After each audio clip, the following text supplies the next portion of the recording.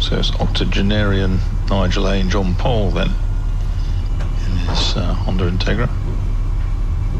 I had a chat with Lisa Selby as the number 4 Fiesta expired in the previous race. They believe it was fuel pump related, but they don't know whether it was wiring or mechanical.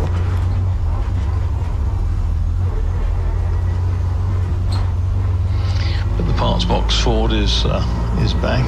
They've rigged the parts box, and it's on the grid according to stores. So hopefully, which one was that? Sorry, the Toby Harris in the number 7 Fiesta. Yeah. Number 7, big, but I said number 4.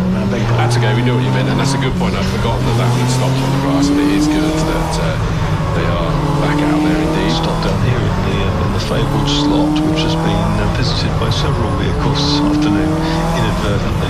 Well, they're trying to get closer to you, Marcus. I think that's probably not what's motivating them. So this is a 15-minute.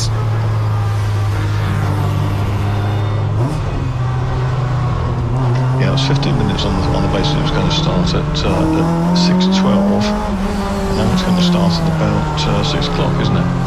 Yeah, which is a fabulous job by the team.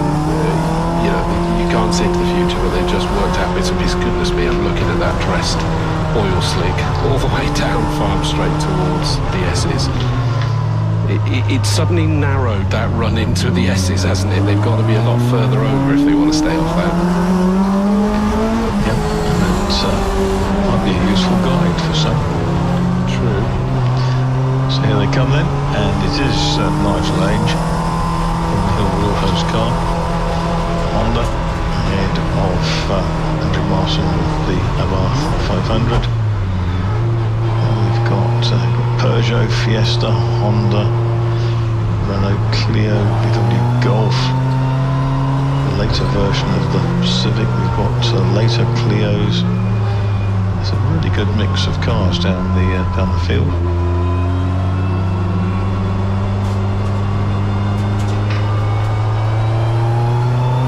Nice to get an extra little race in at the end of the day.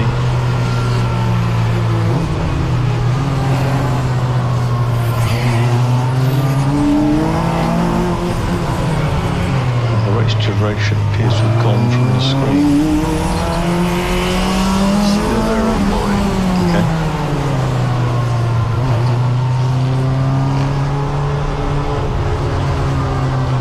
So they just start making their way towards me. The safety car really steady to get them bunched right back up again. Notice that they'd spread out. Just making sure they behave perfectly for this one. In a short, sharp sprint race, they haven't got time to make it back up again. And Nigel was gutted, wasn't he, with his start and his performance in his half of the race earlier. So he'll be looking to make amends by what he felt he had done earlier.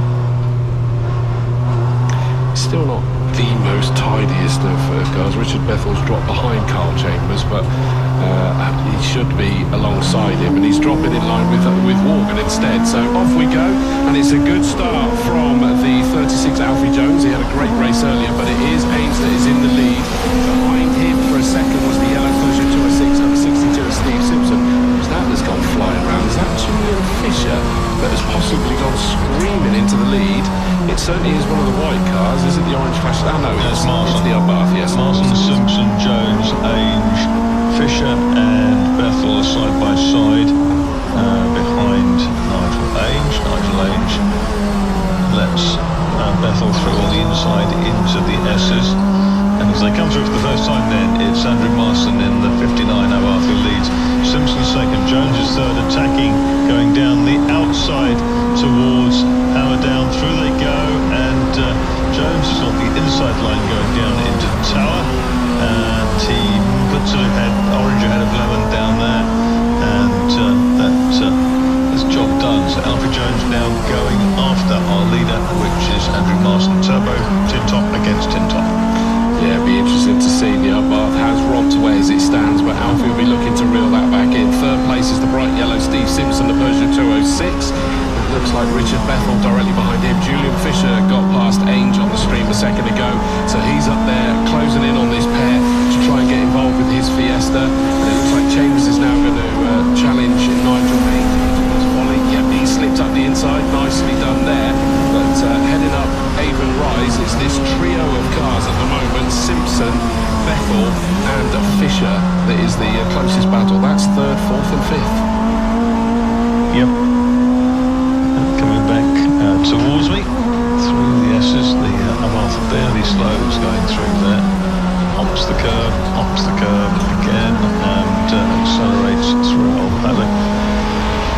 So a splutter of turbo boost. Bethel going well, and those Simpson's Peugeot third, Bethel Renault is fourth, and it's Fisher in fifth.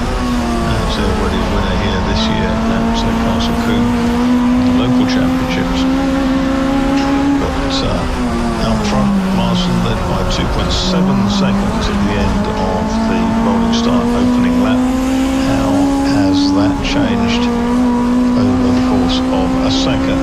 2.7 becomes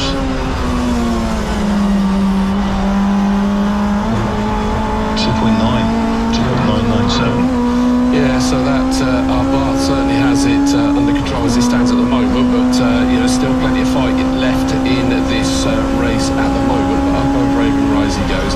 Interesting to see as well that Simpson in 62 in third has pulled away from Bethel and Fisher that were challenging last lap round. That spread out a little bit. Yes. So I don't know if that's going to stay settled or whether it's just an early evolution of the race. Alfie Jones can see the Fiat Abarth on the road. Doesn't look like getting closer at the moment. Simpson and Bethel still chasing hard. Fisher not under pressure from Chambers in one. Then it's Ainge with Morgan behind him in the VW Golf R4. Then it's the Parks Box Fiesta of Toby Harris with Steve Papworth up behind him. And behind Papworth is the first of the Oakley Renault Clios. And at the moment the only one on circuit, because into the pits has come 28 Willow. He is in the pit lane and they are crouching down Spington through the doors and they're hoping to get him out. Interestingly, it does look more to me that Alfie Jones is coming under growing pressure from Simpson behind him. Yes, because Simpson has just put in a fastest lap of the race. Where's that come from? The 62 car, the 206, is absolutely flying now. Yeah, the 115, isn't it? Yes, 115.001. Knocking on the door of the 14s. Steve Simpson, and he's right with Alfie Jones coming into the S's for the fourth lap, is it? Fourth lap, yes. There they go. So it's Honda versus Peugeot. Left hooker Peugeot right in behind the orange Honda of Alfie Jones.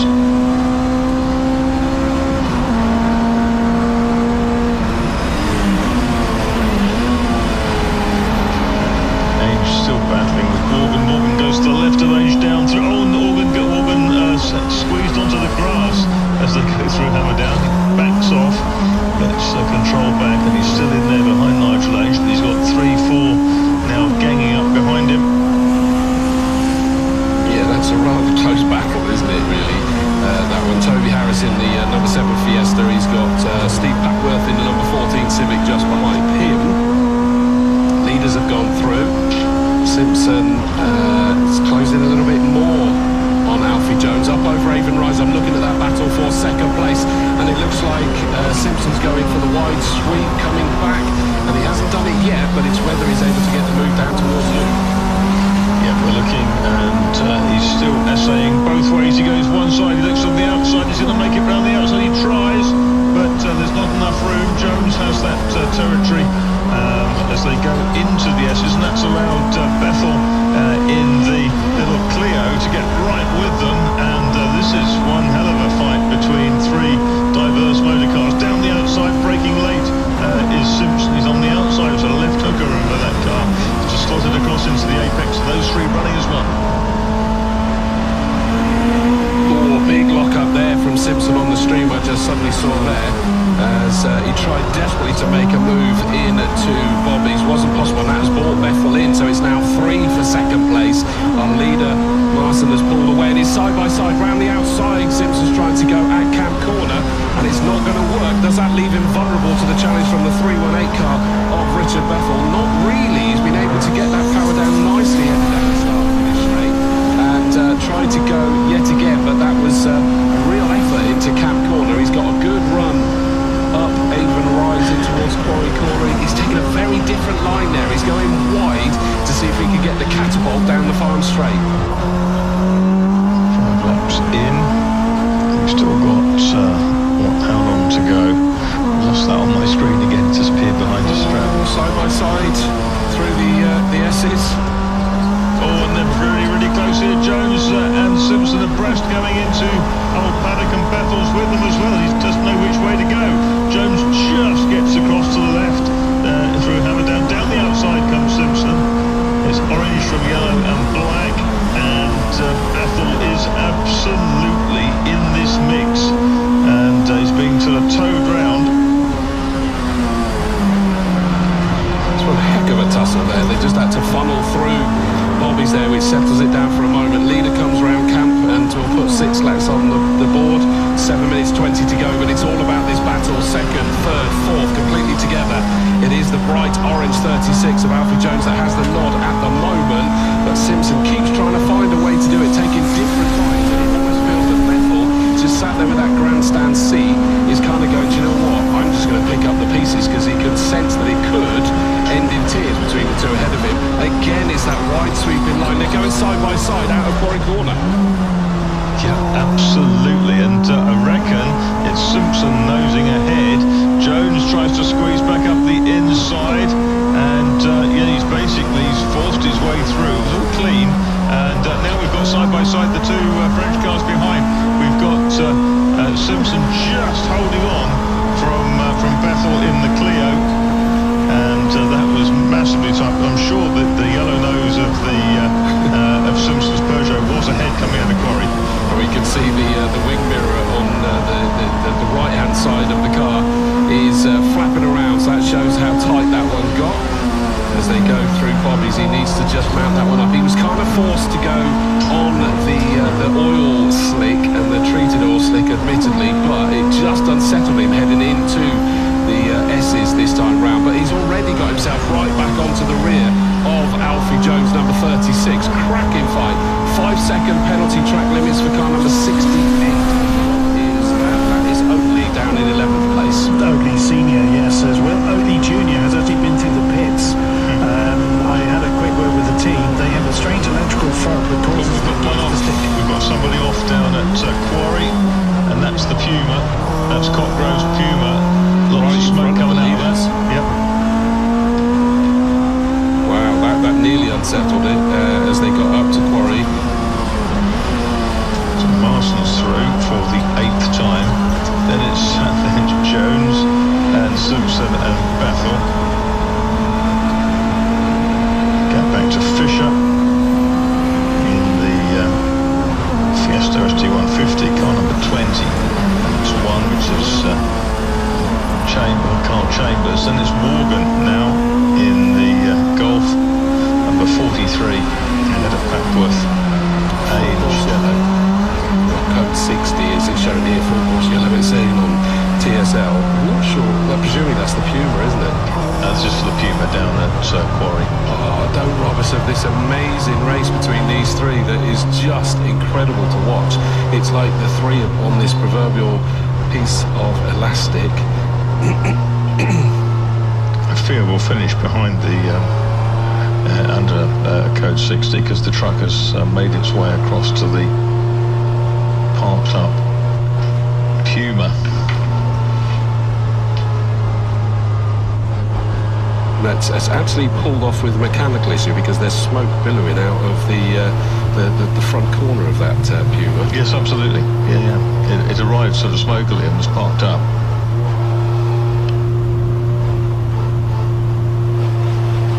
So it's about whether they can get any potential fire sorted. The flatbed's there already, so they're trying their best, but we're down to less than 4 minutes left on this race left to go. Yeah, and leader Andrew Marson is already between the S's and where I am at Old Paddock. And there's nobody else in sight. Jones has now appeared, then Simpson, then Bethel.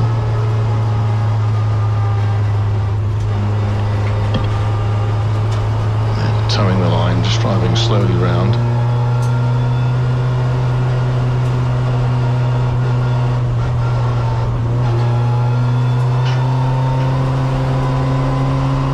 Stout effort by the crews to get Gareth Cockro's Puma back on a leash.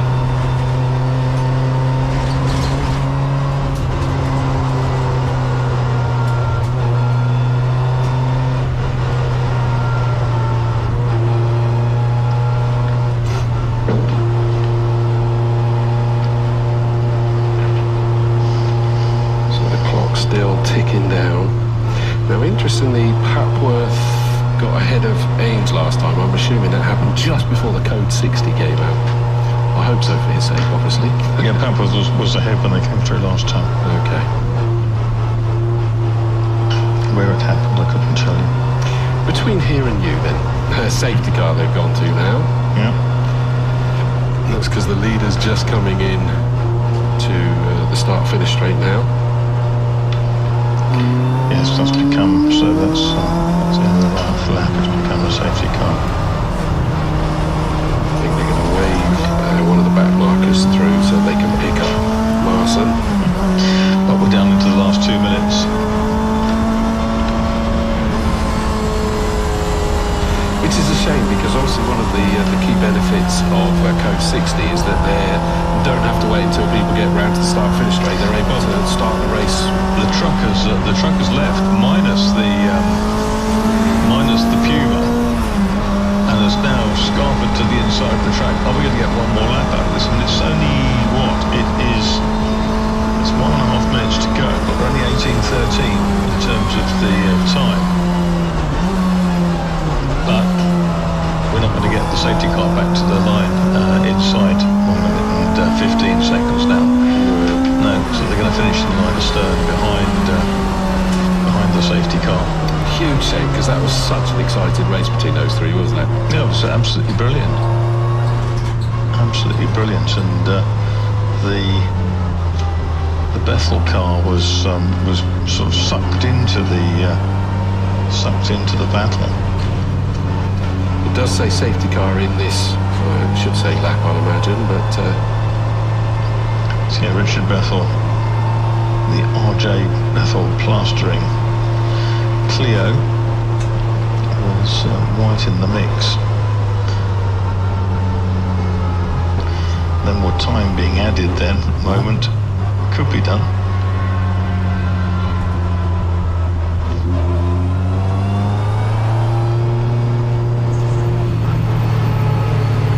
Got 16 minutes in the allocation. Before the curfew drops like a bar billiard table. Safety car is in, and there goes the zero. So they probably tried to get the safety car to perform that, but it's all down to when they go. They're going to give it the last lap award. Are they? Yes. Okay. So it's the 15 minutes and 1 lap, which a lot of series do that one. So they are released. Bethel's been dropped by the second and third place cars, so the lead two in what was the battle we were enjoying. Marson's kind of still under pressure, interestingly, from Alfie Jones and Steve Simpson, but around Quarry they come to you for the final time. Yeah, exactly. You've got the top 4 together now, because of course they've reeled Marson in to a degree. He's now using the smoky pit, creating a sort of little smoke screen behind him to hold him up, but he's got the legs on, and the little Abarth is flying away. Alfie Jones is just trying to clear Simpson. Bethel is 4th, Fisher is 5th, Chambers is 6th. Morgan now he's got no one around him, is back with Chambers, so he's rejuvenated in that lovely Golf. Mark 4, see Bellamy go through, and Humphrey. And there's the Fat Bob Fiesta going through as well, which is good. Leaders are on their way back to you. Yeah, they're coming down to Camp Corner now. It's not enough time for them to do it. The checkered flag is now readied, and Marson takes the win, number 59, 36. Then comes through in second place, Alfred Jones, 62. Steve Simpson in third position. Fourth is 318, which is Richard Bethel. Fifth, number 20, Julian Fisher. Number 1, Chambers in sixth place. Seventh, number 43, Morgan. Papworth 14 in eighth. Ninth is number 86, Ainge. And to round out your top 10, it's the number 76 car of Toby Harris. Wow, such a shame. We lost a good chunk of that race, but it was incredible fun, to say the least, with as we were enjoying it. But that does bring us to the end.